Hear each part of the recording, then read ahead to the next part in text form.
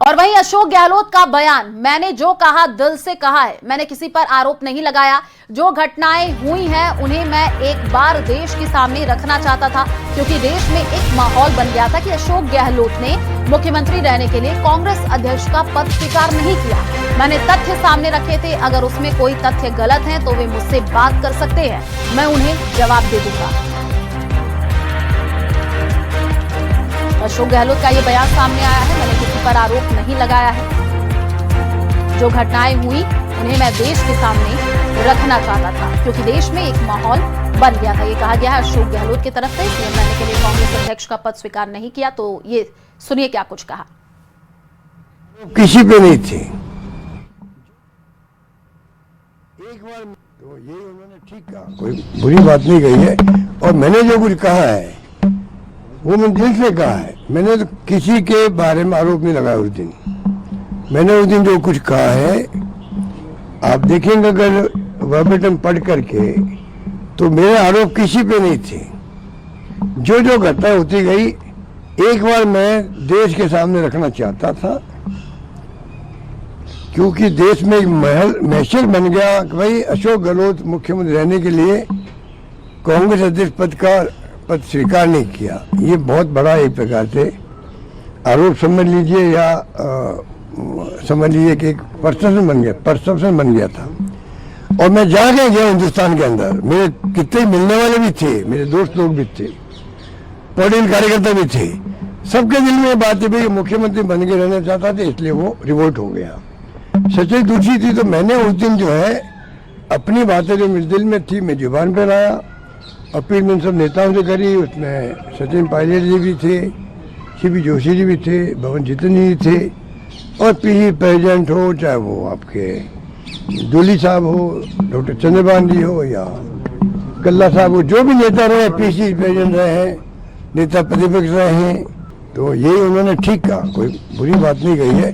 और मैंने जो कुछ और वहीं पर राजस्थान कांग्रेस में एक बार फिर से पुरानी सियासी तल्खियां सुर्खियों में है। जो यहां पूर्व मुख्यमंत्री अशोक गहलोत के मानेसर प्रकरण को लेकर के दिए गए बयान ने उस विवाद को फिर से चर्चा के केंद्र में ला दिया है, जिसने कुछ साल पहले प्रदेश की राजनीति में बड़ा भूचाल ला दिया था।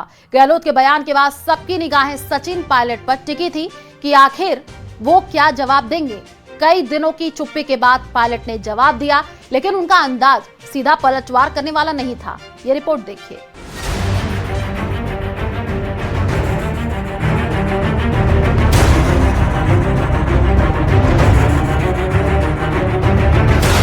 राजस्थान कांग्रेस में फिर दिखी खींचतान। पायलट का बयान, कांग्रेस में तूफान। Gehlot versus Pilot, politics returns. प्रदेश कांग्रेस की आंतरिक राजनीति एक बार फिर रेगिस्तान की रेत की तरह गर्म हो चुकी है। सचिन पायलट और अशोक गहलोत के बीच लंबे समय से अदावत, जिसमें कुछ समय तक ठंडापन दिख रहा था, लेकिन गहलोत के मानेसर वाले बयान ने उसे फिर हवा दे दी, जिस पर अब सचिन पायलट ने चुप्पी तोड़ी और इशारों में जवाब दिया। हमारे विचारों में अगर मतभेद हो भी सकते हैं, लेकिन मन से कोई मतभेद नहीं है। और सच पूछो तो अगर आप किसी की आंख में आंख डालकर देखोगे, आपको पता पड़ जाएगा कि वो सच बोल रहा है, झूठ बोल रहा है।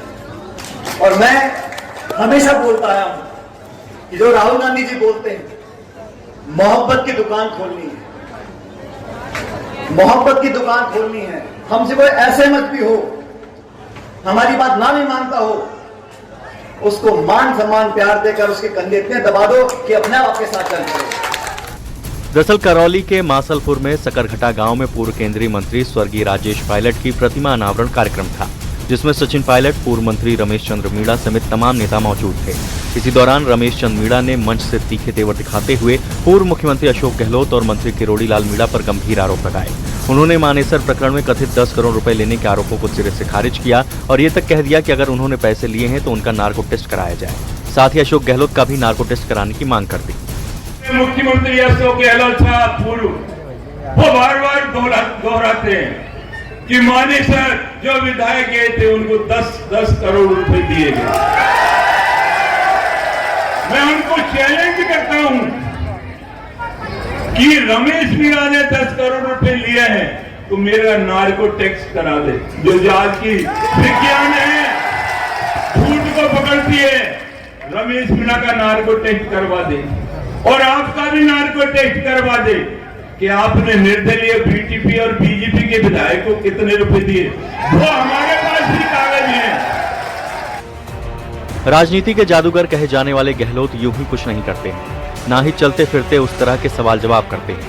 तो आखिर क्यों उन्होंने भूली बिसरी बातों को दोहराया? गहलोत ने क्या कहा था, सुनिए। 25 सितंबर की घटना जो हुई है वो उस व्यक्ति के खिलाफ भी हुई थी जिसका नाम चल गया था कि मुख्यमंत्री शपथ ले सकते हैं, पायलट साहब। इनके खुद के लोगों ने चला दिया। ऐसा माहौल बन गया कि 100 लोग इकट्ठे हो गए कि भाई अगर नया मुख्यमंत्री बने, अशोक गहलोत जा रहा अध्यक्ष बनने के लिए, नया मुख्यमंत्री बने, वो हम जो ने लॉयल्टी दिखाई हाईकमान के साथ, हम होटलों में बंद रहे हैं, लॉयल्टी दिखाई हाईकमान साथ रहे, हम लोग सरकार बचाई।